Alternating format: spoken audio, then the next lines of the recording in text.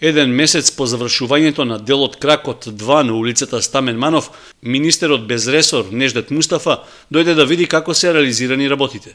Рече дека посетата е со единствена цел да се увери дека парите што се обезбедени преку декадата на ромите се наменски и квалитетно искористени.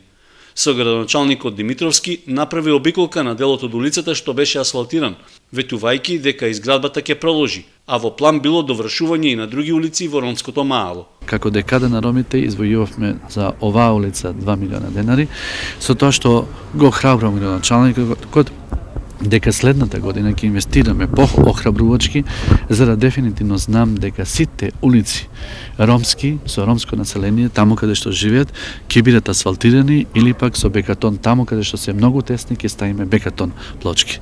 Градоначалникот Димитровски рече дека дополнително околу 1 милион денари за асфалтирањето на улицата обезбедила локалната самоуправа. Освен тоа, вложени се и средства за поставување на канализационата и водоводната инсталација. Со ова, целосно се создадени услови за нејзино комплетирање, што се планира да се реализира напролет. Подготвителните работи се целосно завршени, подпорните ѕидови, канализациите, водоводот и половината е асфалтирана, ни останува уште мал дел да ја доасфалтираме и другата.